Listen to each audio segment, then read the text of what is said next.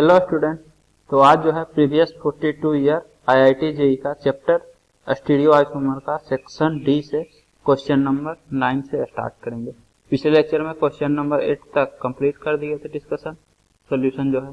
तो अब 9 में बोल रहा है which of the following statement about N O P and Q with respect to M is are correct.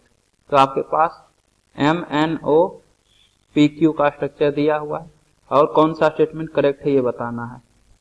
M and N are non-mirror image stereoisomer, M and O are identical, M and P are enantiomer, M and Q are identical। तो ये सब आपको बताना है कि सही है या गलत है।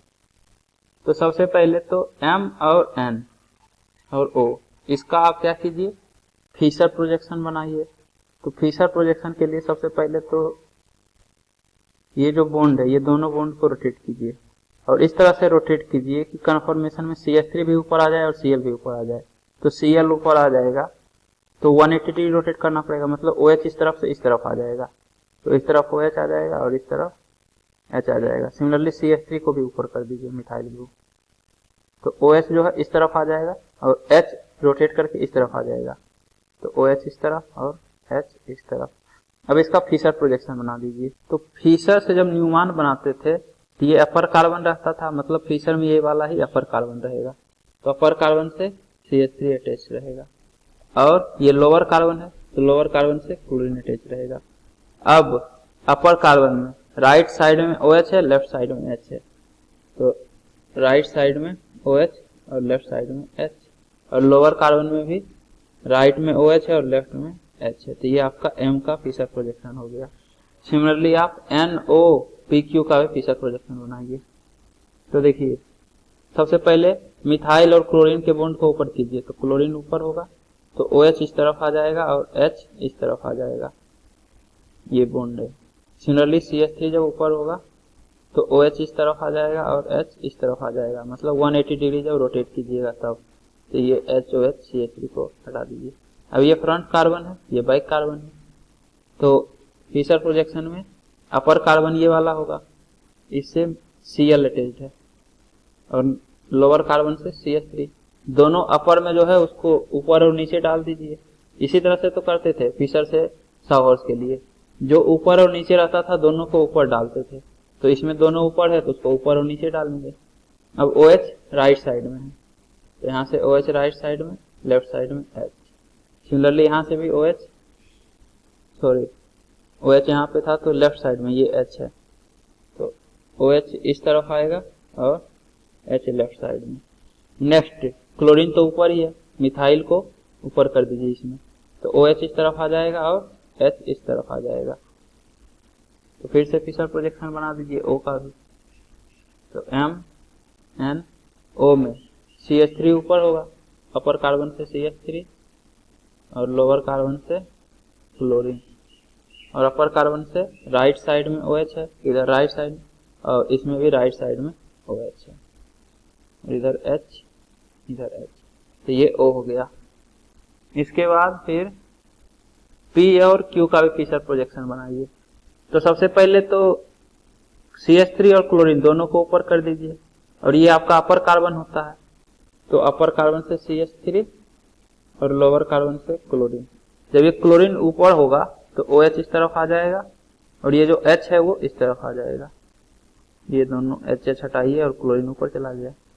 तो अब जिससे क्लोरीन अटैच्ड है उसके लेफ्ट साइड में OH है और राइट साइड में H है। तो लेफ्ट साइड में OH और राइट साइड में H और जिससे मिथाइल अटैच्ड है उससे भी लेफ्ट साइड में ही OH है और राइट साइड में H। तो ये आपका P का स्ट्रक्चर हो गया। इसके बाद Q, तो इसमें भी क्लोरीन को आपको ऊपर करना पड़ेगा। क्लोरीन को ऊपर किए तो 180 डिग्री रोटेट किए तो हाइड्रोजन इधर से इस तरफ आ जाएगा और OH इस तरफ से इस तरफ आ जाएगा। फ्रंट कार्बन तो फिशर प्रोजेक्शन में ये अपर कार्बन होगा तो अपर कार्बन से CH3 अटैच रहेगा और लोअर कार्बन से क्लोरीन अटैच रहेगा। उसके बाद फ्रंट कार्बन में यहाँ से OH लेफ्ट साइड, तो लेफ्ट साइड अपर कार्बन से OH और H और राइट मतलब बैक कार्बन से राइट साइड में OH है। तो यहाँ क्लोरीन जिससे अटैच्ड है उससे राइट साइड में OH और H। ये आपका P और ये Q का स्ट्रक्चर हो गया। तो MnO PQ सारे का स्ट्रक्चर है। अब आपको बताना है कि option A M and N are non mirror image stereo isomer. तो बोल रहा है कि एम एंड एन जो है वो स्टीरियो आइसोमर तो है लेकिन मिरर इमेज नहीं है। तो आप चेक कर लीजिए एम और एन को। तो एम और एन में आप देखिए एक में CH3 ऊपर है, एक में क्लोरीन ऊपर है। तो आप 180 डिग्री रोटेट कर दीजिए किसी और को, ताकि या तो CH3 ऊपर चला जाए या CH3 नीचे आ जाए एम में। तो दोनों ऊपर या दोनों नीचे होना चाहिए। तो आप एन को 180 डिग्री रोटेट कर दीजिए तो CH3 ऊपर चला जाएगा और क्लोरीन नीचे आ जाएगा। तो जब आप रोटेट कीजिएगा तो OH राइट से लेफ्ट हैंड साइड में इस तरफ चला जाएगा 180 डिग्री रोटेट होने के बाद। तो CH3 से OH इधर आ जाएगा और H इधर आ जाएगा। सिमिलरली ये OH राइट से लेफ्ट हैंड साइड में आ जाएगा। तो यहाँ से OH और ये H। तो ये आपका M और ये N है यहाँ इस तरह से। अब इसमें बताइए कि दोनों स्टीरियो आइसोमर है क्या? तो हाँ, स्टीरियो आइसोमर तो है क्योंकि आइडेंटिकल नहीं है। और इस कार्बन का कॉन्फ़िगरेशन सेम है, लेकिन जिससे क्लोरीन अटैच्ड है उस कार्बन का कॉन्फ़िगरेशन डिफरेंट है। तो ये नॉन मिरर इमेज होगा, डायस्टीरियोमर होगा। क्यों? क्योंकि दो कायल कार्बन में एक का कॉन्फ़िगरेशन चेंज हुआ है, एक का कॉन्फ़िगरेशन चेंज नहीं हुआ। तो ये मिरर इमेज तो नहीं है, लेकिन स्टीरियो आइसोमर है। क्योंकि कॉन्फ़िगरेशन चेंज हो गया तो आइडेंटिकल तो नहीं कहलाएगा। तो ये दोनों एक दूसरे का डायस्टीरियोमर है, मतलब स्टीरियो आइसोमर है लेकिन मिरर इमेज नहीं है। तो ऑप्शन ए सही है कि एम और N non mirror image stereo isomer है। ये एक्चुअली में डायस्टीरियोमर है। नेक्स्ट है M and O are identical. तो एम और ओ में देखिए एम ओ, तो एम और ओ में जो दो कायल कार्बन है दोनों का कॉन्फ़िगरेशन सेम है। देखिए CH3OH, यहाँ से भी CH3OH। सिमिलरली नेक्स्ट क्लोरीन नीचे है और राइट हैंड साइड में OH है और H है। जब आप RS कॉन्फ़िगरेशन निकालिएगा तो दोनों कायल कार्बन का कॉन्फ़िगरेशन सेम आएगा। तो दोनों आइडेंटिकल है, तो बी भी सही होगा, M and O are identical. C M and P are enantiomer. तो एम और पी, तो एम और पी इनांशियोमर है। हाँ, क्योंकि इस कार्बन का जो कॉन्फ़िगरेशन है यहाँ पे चेंज हो गया, क्योंकि एक स्विच हो गया। तो यदि ये R है तो ये S होगा, सिमिलरली ये भी यदि R है तो ये S होगा। मतलब दोनों का कॉन्फ़िगरेशन चेंज हो गया तो दोनों एक दूसरे का मिरर इमेज है। तो M and P are enantiomer. तो ऑप्शन सी भी सही है। इसके बाद M and Q are identical. तो एम और क्यू, तो यहाँ पे देखिए CH3 जिससे अटैच है उस कार्बन पे एक स्विच हो गया, मतलब कॉन्फ़िगरेशन चेंज हो गया है इस कार्बन का। तो आइडेंटिकल तो नहीं होगा। यहाँ क्लोरीन वाले कार्बन का कॉन्फ़िगरेशन सेम है लेकिन इसका कॉन्फ़िगरेशन चेंज हो गया। तो ये दोनों एक दूसरे का डायस्टीरियोमर होगा, आइडेंटिकल नहीं होगा।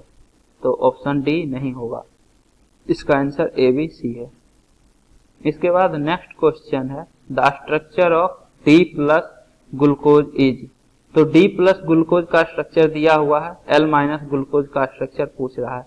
ABCD में क्या क्या हो सकता है? तो सबसे पहले हम इसमें बताते हैं कि स्टूडेंट गलती कहाँ करता है। तो आप ये बताइए कि इसका नाम D क्यों पड़ा है? तो ये एक्चुअली में ग्लिसरॉल्डिहाइड के रिस्पेक्ट में होता है, D ग्लूकोज या L ग्लूकोज। मतलब ये सबसे लास्ट पार्ट जो है, बॉटम मोस्ट पार्ट। इस कार्बन एटम के कॉन्फ़िगरेशन के कारण इसका नाम D ग्लूकोज हुआ है, जबकि इसमें 4 कायरल एटम है और D और L कॉन्फ़िगरेशन होता है। यदि OH और NH2 लेफ्ट साइड है तो L होगा और यदि राइट साइड है तो D होगा। तो इस कार्बन का कॉन्फ़िगरेशन D, इसका कॉन्फ़िगरेशन L क्योंकि लेफ्ट साइड है, इसका कॉन्फ़िगरेशन D और इसका कॉन्फ़िगरेशन D। तो ये एक्चुअली में DL-DD कॉन्फ़िगरेशन है, लेकिन नाम सबसे बॉटम मोस्ट के कारण D ग्लूकोज होता है। तो सिमिलरली इन सभी में भी नाम बॉटम मोस्ट के कारण होगा। तो इस कार्बन का देखिए कॉन्फ़िगरेशन L है, इस कार्बन का कॉन्फ़िगरेशन L है, इस कार्बन का कॉन्फ़िगरेशन L है और इसका D है। तो ये तो रिजेक्टेड है। अब स्टूडेंट देखेगा L glucose L glucose L glucose तीनों का नाम है, तो ABC तीनों ऑप्शन होगा, क्योंकि वन और more than one option correct type है। तो एक से ज्यादा हो भी सकता है, तो तीनों टिक मार देगा। लेकिन मेन पॉइंट यहाँ पॉजिटिव और निगेटिव में है। ये आप नहीं बता सकते हैं कि जो L ग्लूकोज है ये सारा निगेटिव वाला है, मतलब लेबोरोटेटरी है। ये दिया हुआ है D प्लस ग्लूकोज, मतलब ये डेक्स्ट्रो रोटेटरी है।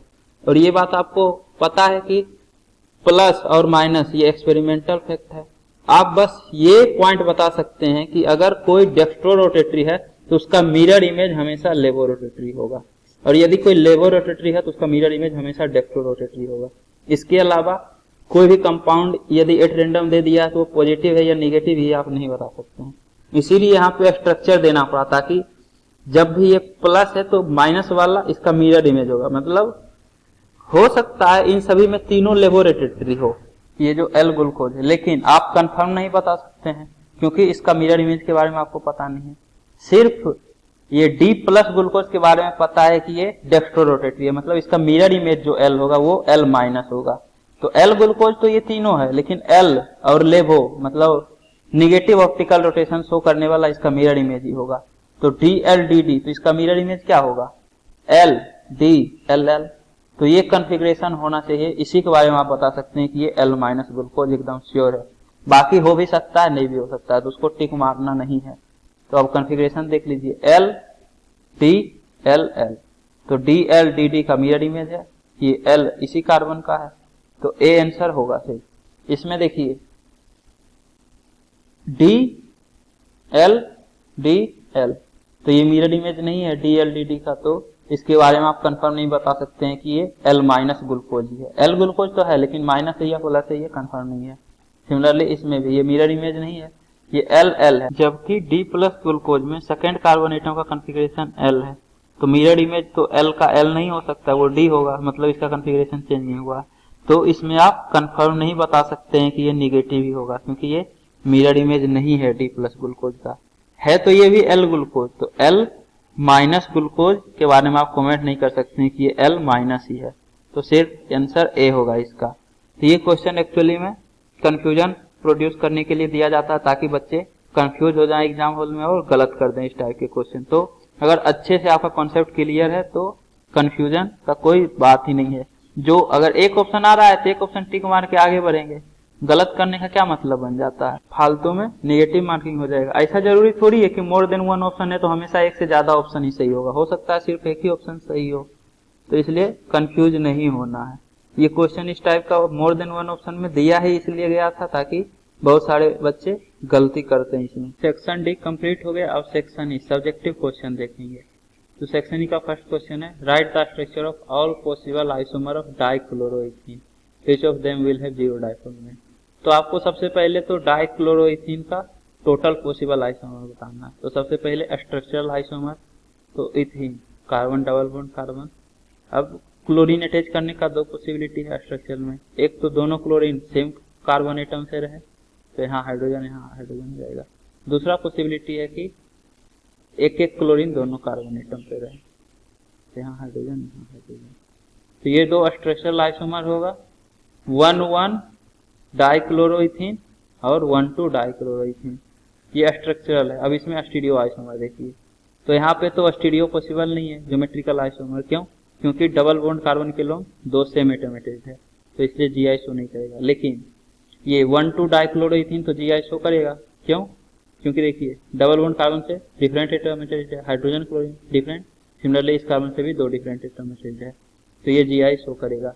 तो ज्योमेट्रिकल आइसोमर शो करेगा तो एक बार तो सिस 1,2 डाइक्लोरोइथीन होगा और एक ट्रांस 1,2 डाइक्लोरोइथीन। तो ये एक्चुअली में सिस 1,2 डाइक्लोरोइथीन का स्ट्रक्चर हम बना चुके हैं। डबल बॉन्ड के सेम साइड में दोनों क्लोरीन एटम है, सिमिलरली ट्रांस में अपोजिट साइड हो जाएगा। तो carbon double bond carbon, chlorine chlorine, double bond के अपोजिट साइड है। तो ये 1,2 वाला दो स्ट्रक्चर बनाएगा और सिस वाला एक, सॉरी 1,1 डाइक्लोरो वाला एक स्ट्रक्चर। तो टोटल 3 पॉसिबल आइसोमर है डाइक्लोरोइथीन का। अब उसमें से जीरो डाइपोल मोमेंट किसका होगा? तो यहाँ तो कोई चांस ही नहीं है, दो वेक्टर के बीच में बॉन्ड एंगल 120 डिग्री है तो नेट जीरो नहीं होगा। सिमिलरली यहाँ पे भी नेट जीरो नहीं होगा। लेकिन इस केस में दो सेम मैग्नीट्यूड का वेक्टर एक दूसरे के साथ 180 डिग्री बॉन्ड एंगल बना रहा है, मतलब एक दूसरे को कैंसिल आउट कर देगा, +5 -5 तो जीरो हो जाएगा। मतलब ये अगर पॉजिटिव में कुछ है तो उसका अपोजिट डायरेक्शन में दूसरा क्लोरीन डाइपोल मोमेंट क्रिएट कर रहा है, तो नेट डाइपोल मोमेंट जीरो हो जाएगा। तो ट्रांस 1,2 डाइक्लोरोइथीन के केस में डाइपोल मोमेंट जीरो होगा। इसके बाद नेक्स्ट है, identify the pair of enantiomer and diastereomer from the following compound 1, 2 and 3। तो आपके पास फर्स्ट, सेकेंड एंड थर्ड दिया हुआ है। इसमें आप आपको आइडेंटिफाई करना है कि कौन सा पेयर इनांशियोमर है, कौन सा डायस्टेरियोमर है। तो इनांशियोमर के लिए क्या होता है, इनांशियोमर के लिए एक दूसरे का मिरर इमेज होना चाहिए, और यदि मिरर इमेज नहीं है और स्टीरियो आइसोमर है तो वो डायस्टेरियोमर कहलाएगा। तो फर्स्ट और सेकंड में देखिए, तो फर्स्ट एंड सेकंड में ये एक दूसरे का मिरर इमेज नहीं है। क्यों?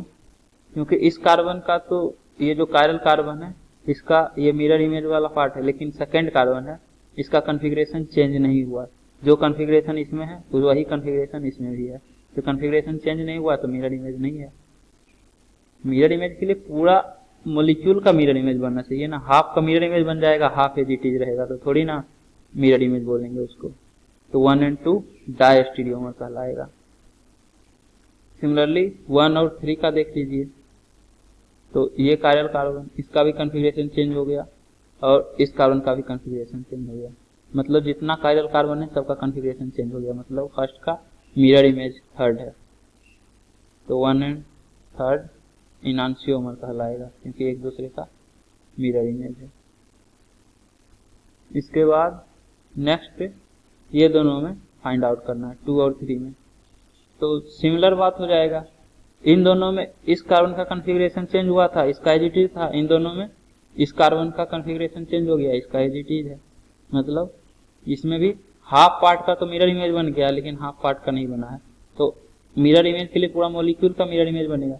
जब भी आप किसी मॉलिक्यूल को मिरर के सामने रखिएगा तो पूरा का पूरा मिरर इमेज बनेगा ना। ऐसा थोड़ी कि हाफ पार्ट मिरर इमेज में कन्वर्ट हो जाएगा, हाफ पार्ट आइडेंटिकल रहेगा। तो 2 और 3 भी मिरर इमेज नहीं है, मतलब इनांशियोमर नहीं है। तो 2 और 3 भी डायस्टेरियोमर कहलाएगा। तो आपका इनांशियोमेरिक पेयर होगा 1 और 3, और 1 2 डायस्टेरियोमर, 2 3 डायस्टेरियोमर है। इसके बाद थर्ड है draw Newman projection of relatively less stable staggered form of normal butane.